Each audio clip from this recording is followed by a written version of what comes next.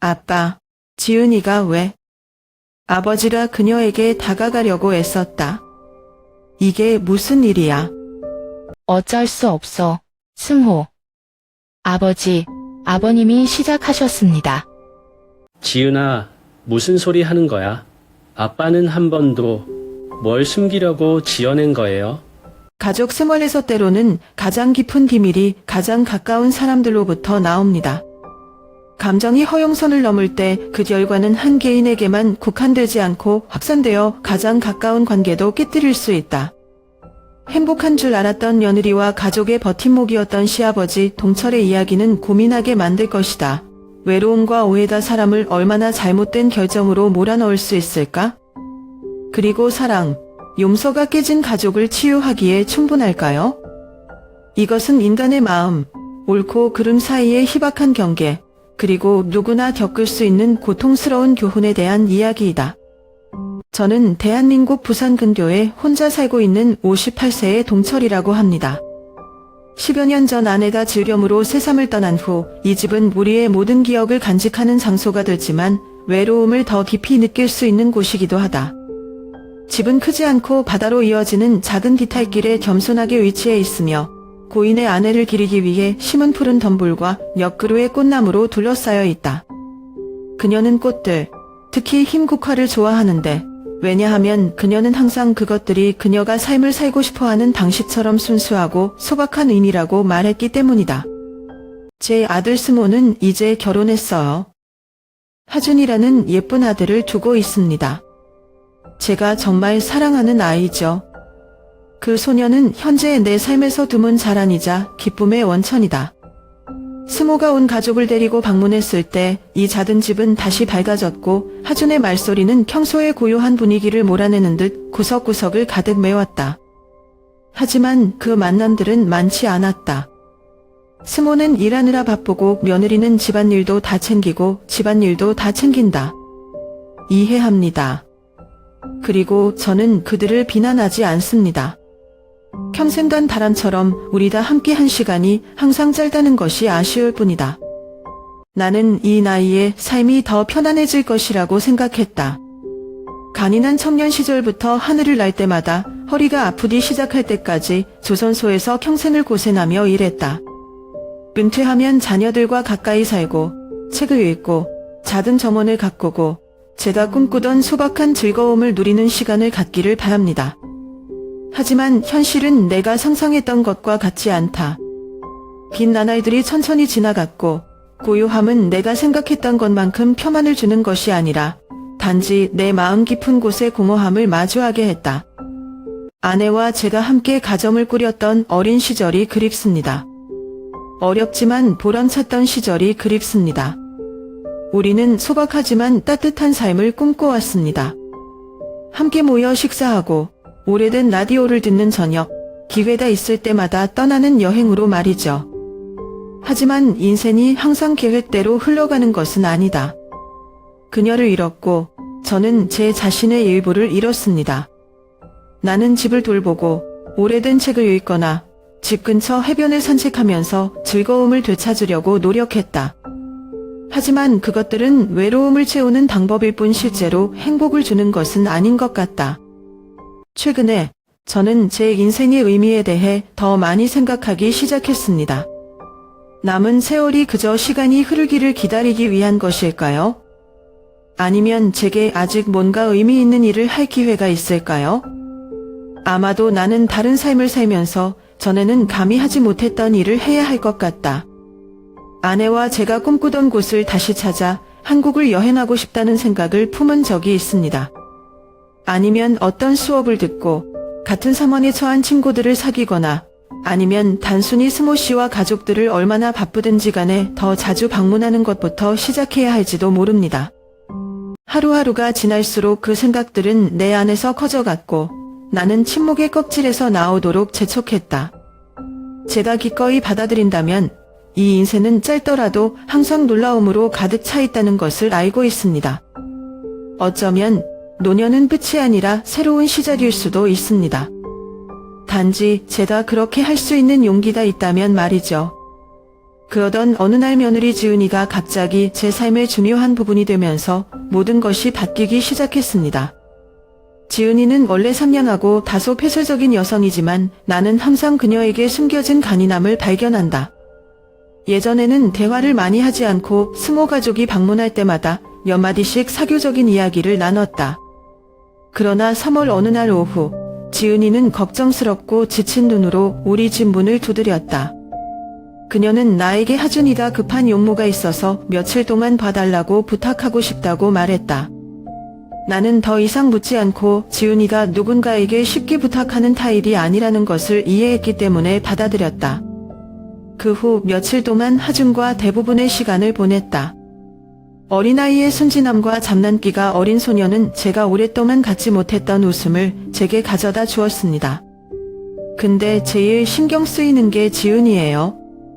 그녀는 약속대로 며칠이 지나도록 돌아오지 않았고 내가 전화를 걸자 그녀의 목소리가 신목소리로 마치 감정을 억누르려는 듯 울렸다. 결국 지은이가 돌아왔지만 달라진 모습이었다. 수척해진 얼굴, 붉게 부어오른 눈, 그리고 흔히 볼 수 있는 미소가 사라졌다. 나는 무시할 수 없으니 그녀에게 차를 한 잔 마시면서 이야기를 나누자고 했다. 지은이는 처음에는 망설이는 듯하다가 댐이 부서지듯 다 털어놓기 시작했다. 그녀와 스모는 결혼에 문제가 있다. 스모의 직업이 그를 자주 집을 비우게 했고 그가 돌아온 지 얼마 되지 않아 둘 다 돈, 책임, 가정의 균형과 같은 끝나지 않는 문제에 대해 논쟁을 벌였다. 지은이는 하준을 돌보면서 스모가 납득할 수 없을 것 같은 압박감을 짊어져야 하는 기진맥진함을 느꼈다고 말했다. 지은이가 하는 모든 말에 귀를 기울이자 힘든 세월 동안 아내와 함께 했던 것처럼 아들이 점점 소원해진 남편이 되고 있다는 것을 깨닫고 가슴이 뭉클해지는 것 같았다.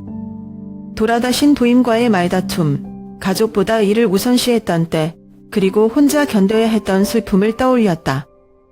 옛 죄책감이 밀려와 스모와 지은이에게 역사를 되풀이할 수 없다는 것을 깨달았다. 그때부터 지은이랑 저랑 얘기를 많이 하기 시작했는데 그녀는 하준이를 학교에 데려다 준 후에 우리 집에 자주 들르곤 했는데 때로는 내가 정원 가꾸기나 오래된 물건들을 고치는 동안 조용히 앉아있기 위해서였다. 그 순간들은 지은이가 며느리뿐만 아니라 인생의 동반자, 우리 둘 다 안고 있는 외로움에 마음이 잘 맞는다는 것을 깨닫게 한다. 하지만 이런 대화들이 저를 이렇게 복잡한 감정적 소용돌이로 이끌 줄은 몰랐습니다. 지은이의 미완성된 꿈, 잊혀진 느낌, 희박한 희망에 대해 이야기할 때 저는 죽은 아내의 모습을 봅니다. 동정심은 점점 이름 부르기 어려운 것으로 변한다. 저는 지은이 생각이 생각보다 많이 들기 시작했어요. 우리 사이의 순간들은 비록 작지만 매일 밤 깊어지고 나를 사로잡는다. 나는 이것이 넘지 말아야 할 선이고 내가 그녀의 시아버지일 뿐이라는 것을 잘 알고 있지만 감정은 원래 통제할 수 있는 것이 아니다. 지은이가 자주 찾아와 털어놓는다는 걸 스모가 알아채자 모든 게 복잡해졌다. 어느 날 저녁 그는 우리 집 문 앞에 나타나서 긴장한 표정과 약간 화난 목소리로 말했다. 아빠, 지은이는 왜 항상 여기 와요? 아버지가 그녀에게 뭐라고 하셨나요? 나는 어떻게 대답해야 할지 모르겠다. 왜냐하면 내가 느끼는 것이 옳은지 그른지 확실하지 않기 때문이다. 하지만 그 순간부터 우리 셋의 관계는 결코 예전 같지 않을 것이라는 것을 안다. 스모가 자주 먼 출장을 다녀왔을 때부터 아들 집에 들러 지은이가 하준이를 돌보는 것을 도와주곤 했다. 처음에는 그냥 학교에서 하준이를 데려오거나 지은이가 부탁할 때 몇 가지 가구를 고치기 위해 재빨리 들렀을 뿐이었다. 그러나 점차 손자와 함께 노는 오후, 온 가족을 위해 요리하는 저녁 식사는 버리기 어려운 습관이 되었다. 평소 자리를 비우면 조용하던 스모의 집은 이제 하준의 웃음소리와 가족 식사 때의 훈훈함으로 북적거린다. 지은이는 일도 하고 아이 돌보기도 하고 집안일도 하고 바쁘다는 걸 깨달았어요. 그녀가 일 때문에 힘들어하는 것을 볼 때마다 나는 연민을 느낄 수밖에 없었다. 한 번은 하준이가 잠들었을 때 저랑 지은이가 부엌에 앉아서 과일을 닦으면서 한숨을 쉬면서 눈빛이 슬픔에 젖어 있었어요.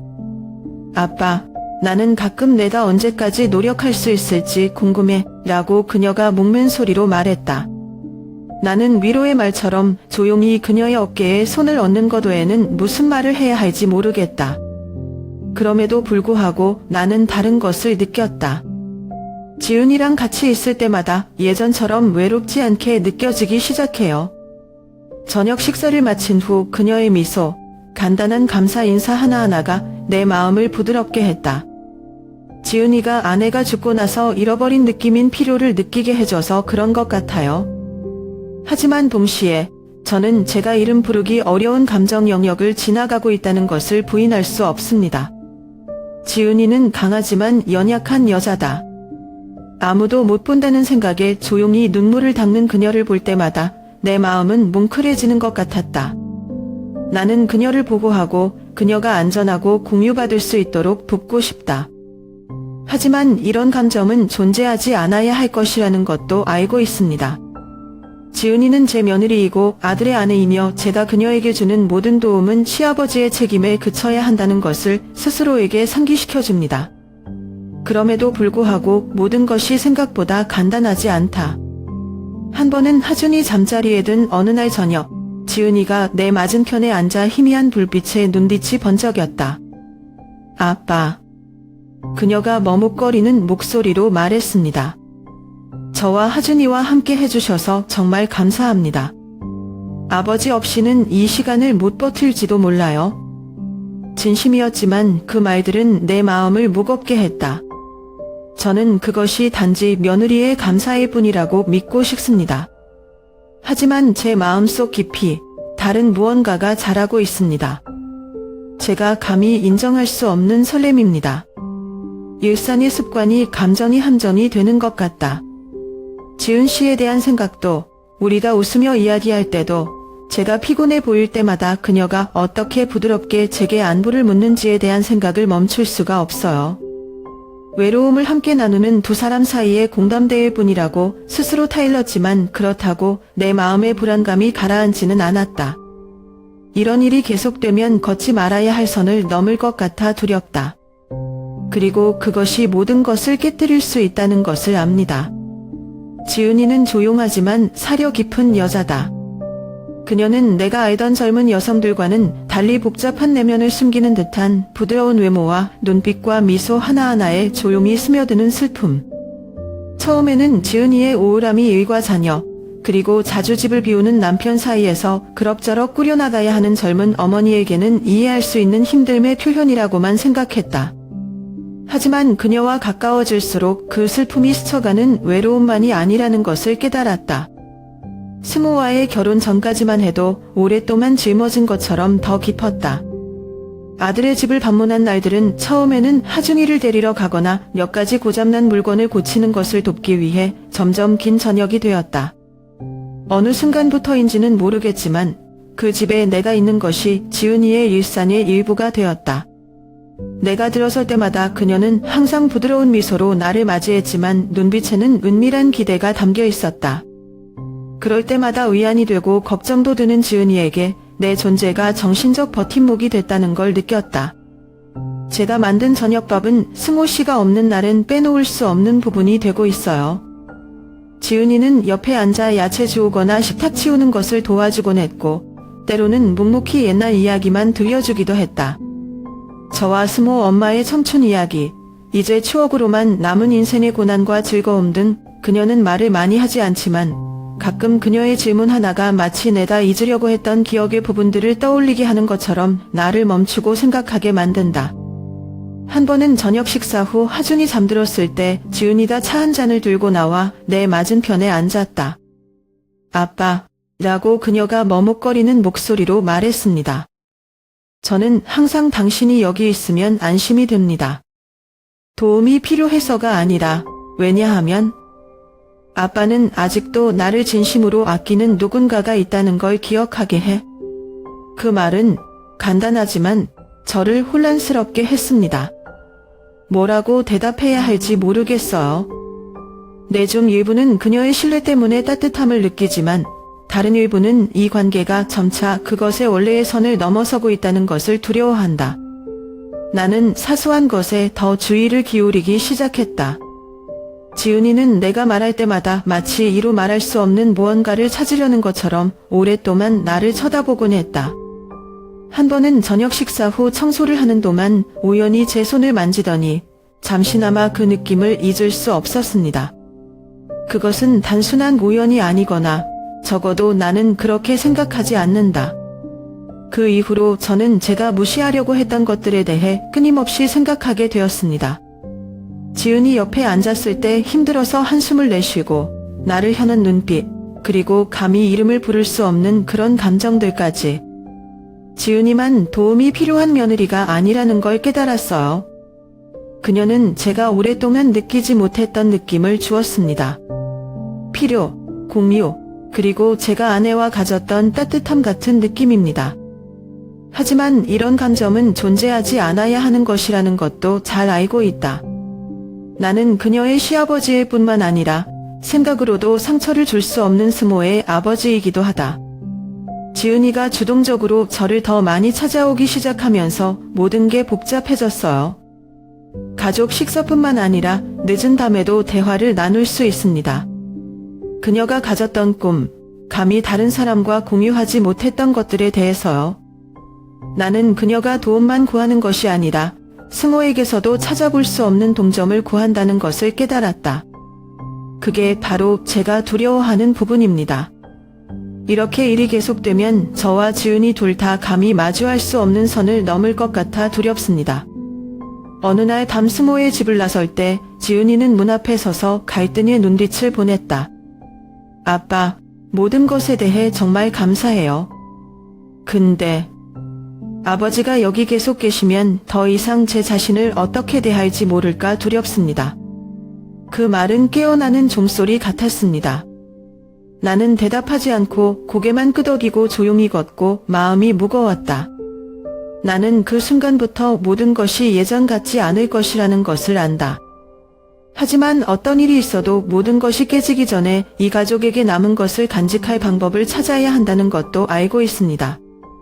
어느 날 저녁, 지은이는 하준을 침실로 데려간 후 거실에 다시 앉았다. 방은 따뜻한 황금빛 불빛으로 가득 찼지만 분위기는 묘하게 가라앉아 있었다. 나는 일어서서 떠날 준비를 하고 있었는데 그녀는 부드럽게 목소리를 냈고 부드러우면서도 확신에 찬 목소리로 말했다.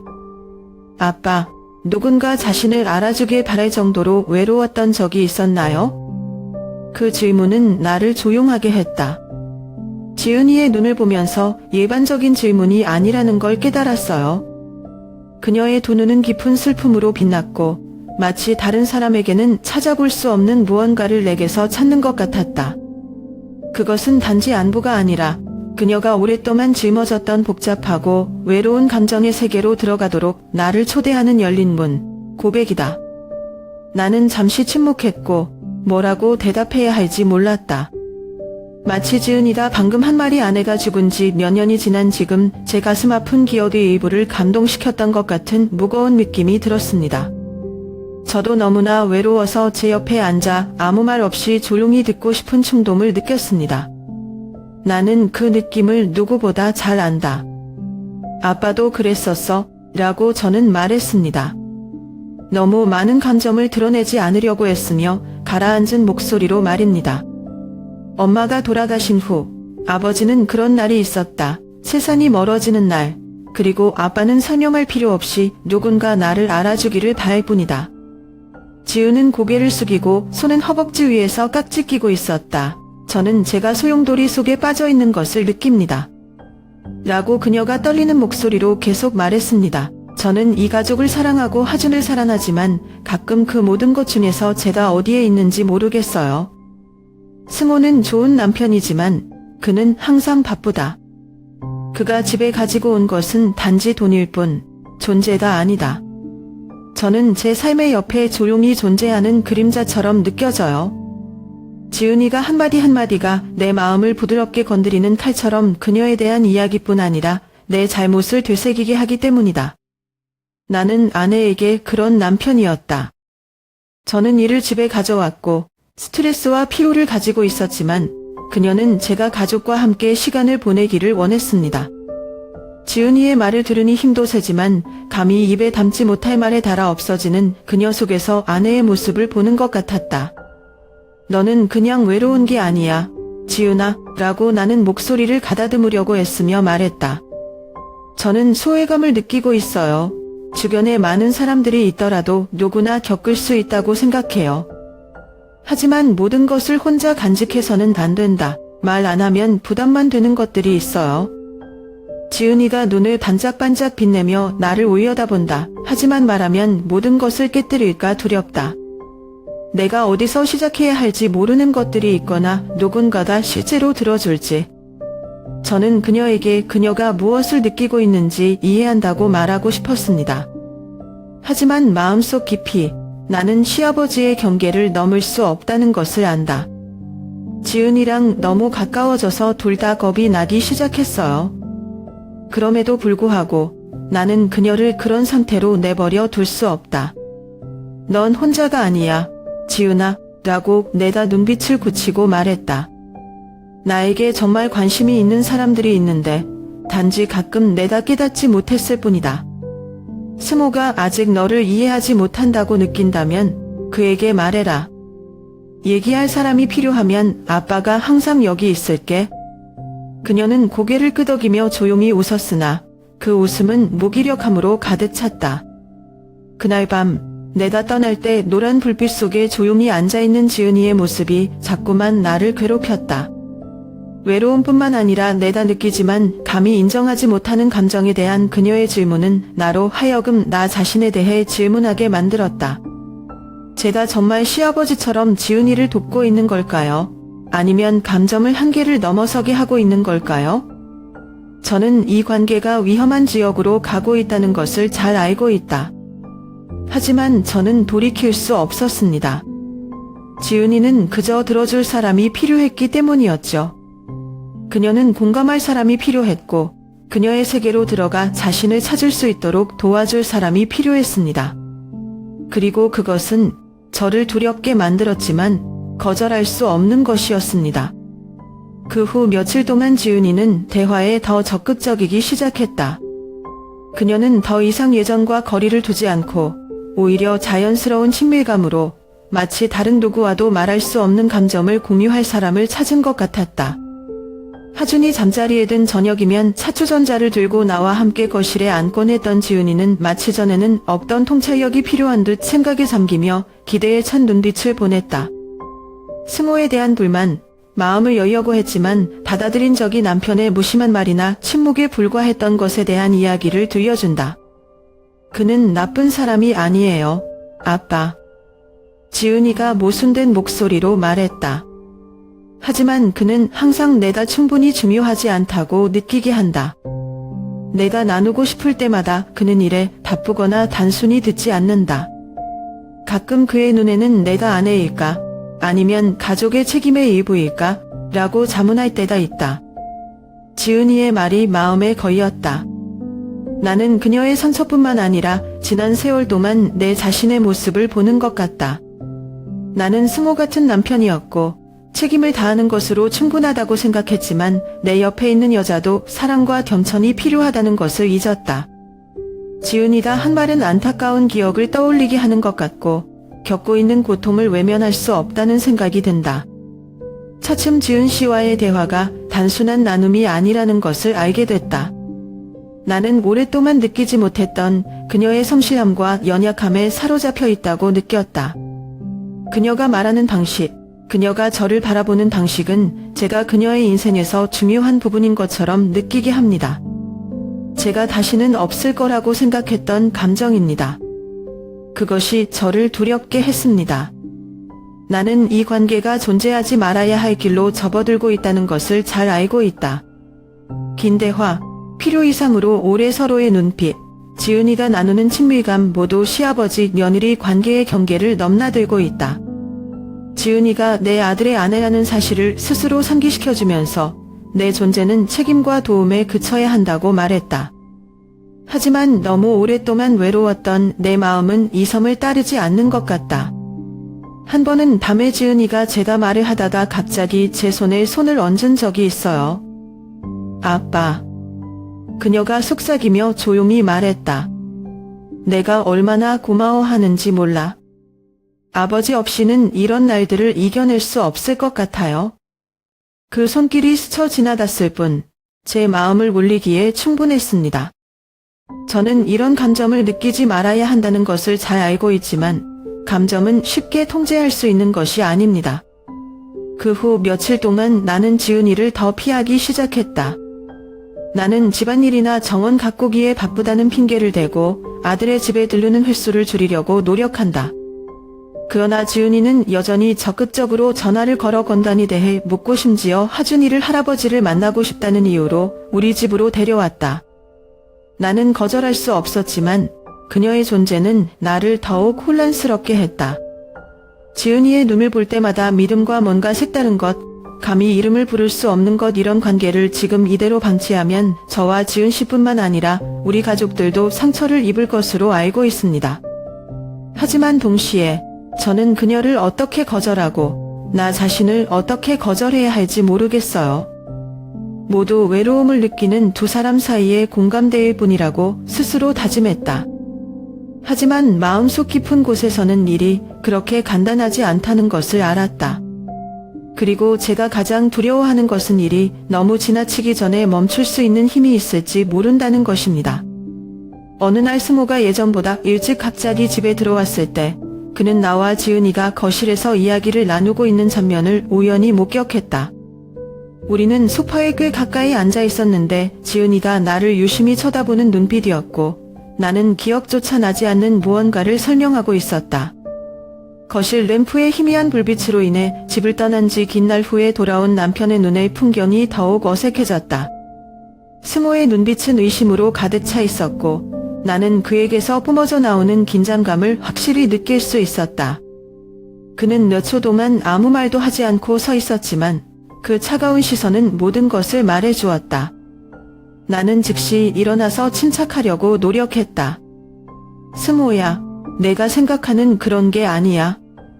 내가 음이탈이 나서 말했다. 얘기하는 거야? 하지만 제가 더 이상 말을 꺼내기도 전에 지은이가 갑자기 목소리를 높이자 목소리에는 작지만 의외의 힘이 담겨 있었다. 아빠, 저는 우리가 모든 것을 멈춰야 한다고 생각해요. 라고 그녀는 뭔가 무리한 것을 참아낸 듯한 눈빛으로 나를 돌아보며 말했다. 저는 거리를 두려고 노력했지만 아빠는 항상 저를 이런 대화에 끌어들이려고 했어요. 나는 찬물을 한 바가지 끼얹은 것 같았다. 지은이의 말은 나를 어지럽게 해서 제 시간에 반응할 수 없었다. 지은아, 무슨 소리 하는 거야? 제가 말을 더듬어요. 아버지는 그런 생각을 한 적이 없다. 나는 단지 내가 나눌 사람이 필요할 때 너를 돕고 너의 말을 들어주고 싶어. 하지만 지은이는 고개만 숙이고 어깨는 물먹이는 듯 가볍게 떨렸다. 승호는 곧바로 걸음을 옮겼고 눈빛은 의혹에서 분노로 바뀌었다. 아빠, 이게 무슨 일이야? 지은이 왜 그런 말을 해? 그는 긴장한 목소리로 물었다. 지은이와 제다 시아버지, 며느리 관계의 경계를 넘나든 적이 없다는 것은 오해일 뿐이라고 해명하고 해명했다. 하지만 믿고 공감하던 지은이가 어깨에 전적인 비난을 퍼붓는 듯한 눈빛으로 나를 돌아봤다. 스모,라고 그녀가 떨리는 목소리로 말했죠. 나는 모든 것을 통제하려고 노력했지만 아버지는 항상 나에게 접근하려고 하셨죠. 아무한테도 상처 주고 싶지 않은데 더 이상 못 참겠어요. 전 거기 서 있었습니다. 지은이의 말은 내 자존심의 칼날 같다. 공감에 대해, 책임감에 대해, 그녀에 대한 진심 어린 감정에 대해 내가 생각했던 모든 것이 잘못되었을 수 있다는 것을 깨달았다. 설상가상으로 지은이는 외로운 여자일 뿐만 아니라 자신의 목적을 달성하기 위해 다른 사람의 감정을 조작할 준비가 되어 있는 사람이라는 사실을 깨닫기 시작했다. 스모는 내가 더 말을 하기를 기다리지 않았다. 그는 지은이에게로 몸을 돌려 그녀의 손을 잡고 그녀를 일으켜 세웠다. 우리 가자. 라고 그가 냉정한 목소리로 말했지만 나는 단어 하나하나에 깊은 상처를 느낄 수 있었다. 아빠, 지은이랑 무슨 일이 있었는지 모르겠지만 다 생각할 시간이 필요해요. 나는 모든 것이 그렇지 않다고 외치고 싶고 선을 넘을 의도가 없다고 단지 가족을 위해 최선을 다하려고 노력하는 아버지일 뿐이라고 말하고 싶다. 하지만 말이 목구멍으로 막혔다. 스모와 지은이가 떠나는 뒷모습을 보면서 마음이 무거웠다. 문이 닫히자 나는 의자에 주저앉아 머리가 멍해졌다. 나는 감정이 맹목적으로 이끌도록 내버려두고 내가 진정으로 이해하지 못하는 사람을 믿도록 내버려뒀다는 것을 깨달았다. 연약하고 성실한 외모의 지은이는 그런 감정을 이용해서 다른 사람을 조종할 줄 아는 사람으로 밝혀졌다. 그리고 저는 제 외로움과 소외감 속에서 자신도 모르게 그 함정에 빠졌습니다. 그날 밤 나는 잠을 잘 수 없었다. 거짓 눈물, 의심과 고통의 눈길, 그리고 말하지 못한 말들을 담은 지은이의 모습이 머릿속을 맴돈다. 이제부터 저와 제 아들 사이의 관계는 결코 예전 같지 않을 것이라는 것을 압니다. 그리고 가장 고통스러운 것은 제가 이 일에 대해 완전히 결백하다고 확신할 수 없다는 것입니다. 그 일이 있은 후 스모는 나에게 집을 나와 그의 가족과의 접촉을 자제해 줄 것을 요청했다. 가혹하거나 무거운 요구가 아니라 가족을 지키려는 남편, 아버지의 단호한 말이다. 나는 내 아들을 탓하지 않는다. 스모는 성인 남자가 해야 할 일을 한다. 그는 그의 가족을 보호했는데 제가 지난 모든 감정적 혼란으로 인해 해내지 못한 것입니다.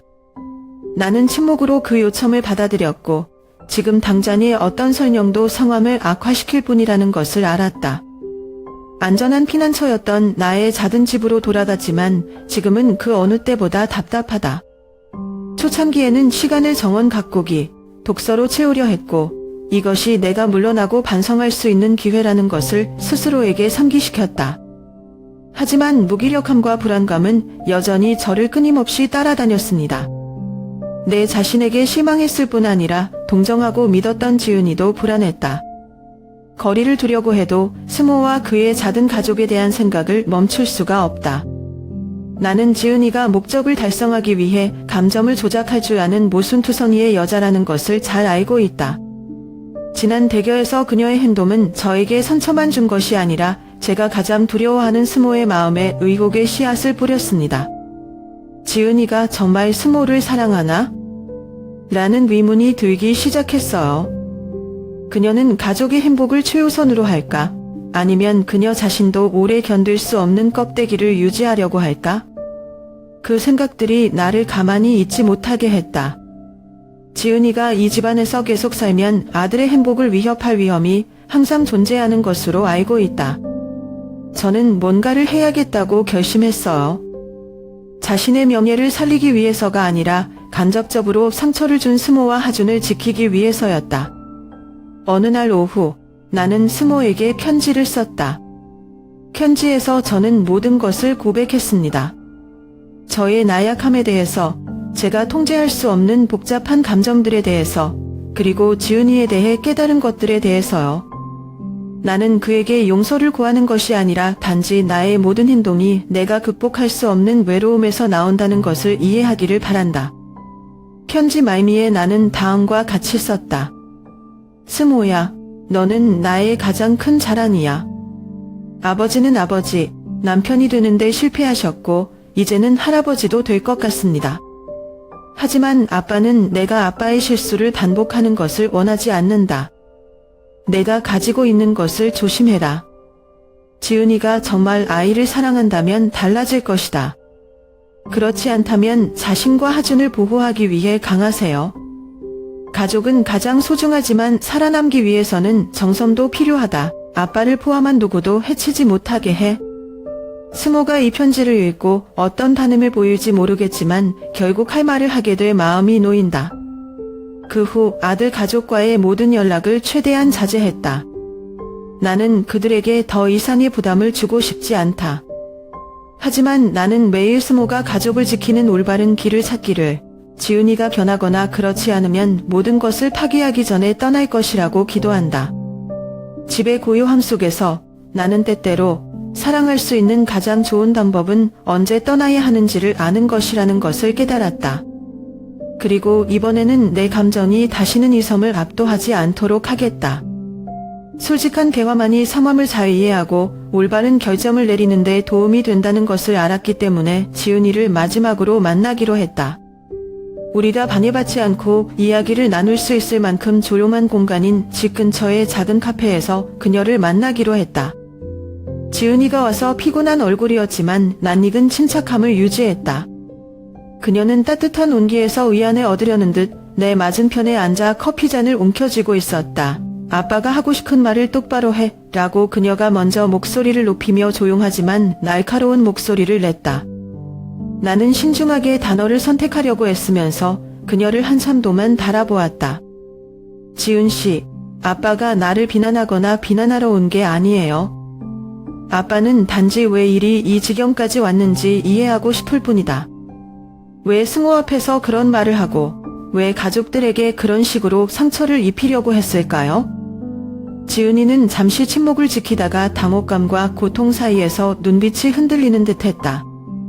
결국 그녀는 너무 오랫동안 지니고 있던 짐을 덜어주는 듯 한숨을 쉬었다.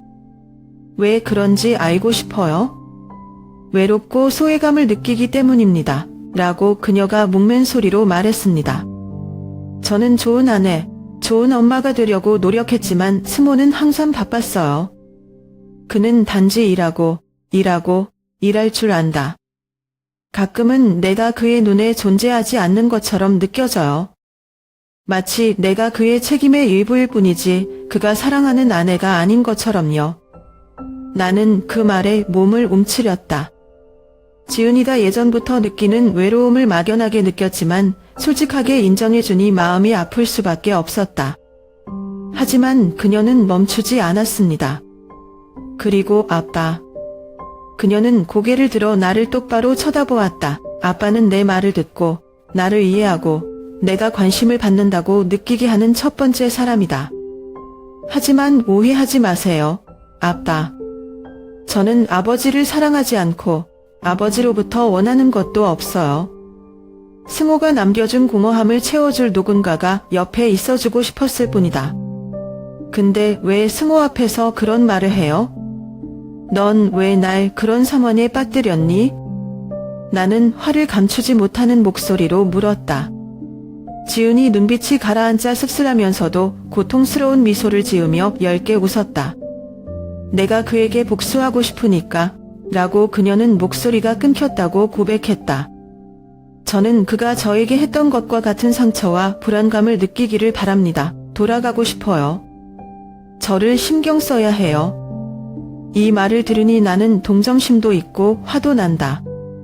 지은이가 결혼 생활에서 너무 많은 고통을 겪었다는 것을 부인하지는 않지만 그녀가 문제를 해결하기 위해 선택한 방식은 내가 받아들일 수 없는 것이었다. 그녀는 승호에게 상처를 줄 뿐만 아니라 나를 이 혼란스러운 소용돌이로 끌어들여 상황을 더욱 복잡하고 위험하게 만들었다. 지은아, 복수가 내 기분을 좋게 해줄 거라고 생각해? 다른 사람에게 상처를 주는 것이 자신에게 행복을 가져다 준다고 생각해요? 나는 침착한 목소리를 유지하려고 노력했지만 실망감을 감추지 못했다. 하준 씨 생각해 본 적 있어요? 모든 것이 무너지면 어떻게 될까요? 진실과 존경 없이는 살아남을 수 없는 가족. 그녀는 말없이 고개를 숙였다. 나는 그녀의 어깨가 떨리는 것을 보았고 그녀가 울고 있다는 것을 알았지만 나는 안도하지 않았다. 이 대화는 해결책을 제시하지 못했고 단지 내 마음속에 무거운 느낌을 남길 뿐이었다. 아빠는 과거를 바꿀 수 없고 내 가족을 위해 더 이상 아무것도 할 수 없어. 라고 내가 단호하게 말했다. 하지만 정말 가족을 지키고 싶다면 바뀌어야 한다는 것을 이해해주길 바랍니다. 자신의 마음이 사랑하는 것을 파괴하는 사람으로 만들지 마세요. 카페를 떠날 때면 마음이 무거워진다. 지은이가 제 말을 들었는지 안 들었는지도 잘 모르겠고 진짜 변했는지도 잘 모르겠어요. 하지만 한 가지는 알고 있다. 이런 식으로 일이 진행되도록 내버려두면 상황을 만회할 수 없다. 승호와 지은이가 스스로 자신들의 문제를 직시하도록 뒤로 물러설 수밖에 없었다. 그리고 이제부터 저는 제 아들과 손자들을 보호하기 위해 모든 것을 할 것입니다. 비록 그것이 그들을 영원히 떠나야 한다는 것을 의미할지라도 말입니다. 나는 나를 탈출구 없는 소용돌이로 몰아넣은 한적하고 골치 아픈 곳인 경주의 작은 마을로 이사하기로 결심했다. 그것은 죄다 제 자신의 평화를 되찾을 수 있는 방법일 뿐만 아니라 승호 가족이 스스로 문제를 해결하고 제 존재가 아닌 상황을 더 복잡하게 만들 수 있는 기회이기도 합니다. 막 떠나려던 날, 나는 일어났던 모든 일에 대해 많은 생각을 했다. 내가 완전히 틀린 것은 아니라고 스스로 말하면서도 어느 정도 나의 나약함이 삼원을 현 상태로 몰아넣는 데 기여했다는 것을 부인할 수 없다. 가기 전에 승호한테 편지 한 통 쓰기로 했어요. 제 말을 직접 듣고 싶지 않으실 거라는 걸 알지만 이 편지는 제가 제 시각에서 모든 것을 설명하고 마지막 메시지를 남길 수 있는 마지막 기회입니다. 승호 씨.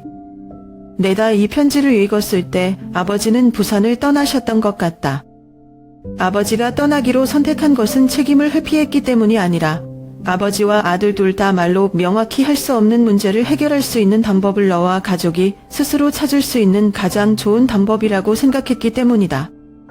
아버지는 내가 한 모든 일이 옳든 그르든 내 가족, 특히 지은이에게 도움이 되고 싶은 마음에서 비롯되었다는 것을 이해해주길 바란다. 아마 저는 잘 모르지만 그녀는 많은 고통을 받고 있습니다. 외로움, 소외감, 그리고 제가 일하느라 너무 바빠서 자기도 모르게 하는 어머니, 아내로서의 압박감까지 말입니다. 그녀는 완벽하지 않고 그녀의 행동에도 많은 실수가 있지만 마음속 깊이 그녀는 단지 내 인생에서 사랑받고 중요한 사람으로 인식되기를 원한다. 아빠는 지은이를 옹호하거나 그녀가 한 일을 정당화하지 않지만 모든 것이 그녀가 표현할 줄 모르는 감정에서 비롯된다는 것을 이해해주길 바란다. 승호 씨, 들어주셔야 돼요. 서로에 대한 관심과 이해 없이는 가족이 존재할 수 없다. 아빠는 내가 지은이와 하준이를 사랑한다는 걸 알지만 사랑은 책임감이나 물질적 공급만이 아니야. 그것은 또한 가장 작은 순간에 존재하며 공유하는 것이다. 아빠한테 화낼 수도 있고 심지어 아빠를 원망할 수도 있지만 아빠는 내가 내 인생에서 정말 중요한 것들을 들여다보길 바랄 뿐이야. 지은이 시간을 갖고 필요한 말을 들어주고 오해와 상처가 더 이상 쌓이지 않도록 하세요. 내가 그렇게 할 수 있다면 나는 내 가족이 여전히 모든 것을 이겨낼 수 있다고 믿는다. 마지막으로 무슨 일이 있어도 항상 내가 자랑스럽다는 걸 알아줬으면 해. 당신은 내 삶의 희망이고 의미를 주는 사람이다. 우리 승호야 힘내서 가족들 잘 지켜. 사랑해. 아빠. 떠나기 전 아침에 승호네 집 거실 책상 위에 편지를 올려놓는다.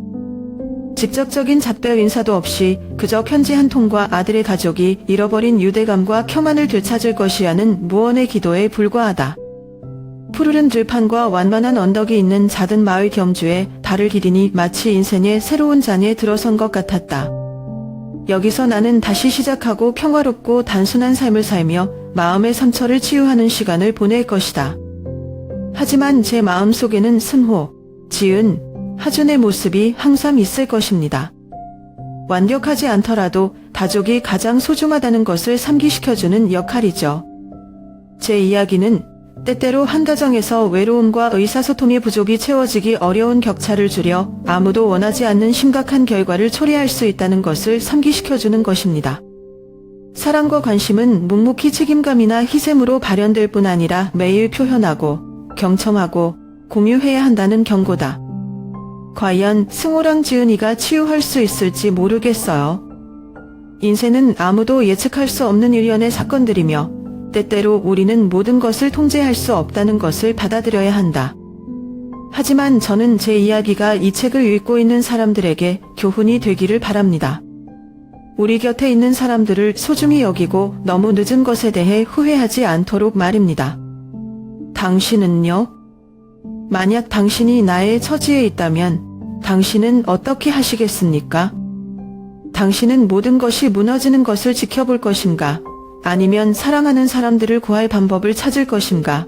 그것이 당신의 일부를 희생해야 한다는 것을 의미할지라도 스스로에게 물어보세요. 인생에서 가장 중요한 것은 무엇입니까? 가족을 보호하기 위해 개인적인 상처를 극복할 수 있을까요? 아니면 감정이 개입하게 할 수 있을까요? 모든 것이 소나기에서 벗어나게 할 수 있을까요? 때때로 답은 큰 행동이 아니라 단순히 마음을 열고 듣고 사랑하는 사람들을 당신 앞에 두는 것입니다. 나는 옳고 그름에 대한 답이 없다. 왜냐하면 모든 사람은 자신의 삶에 직면하는 방법이 있기 때문이다.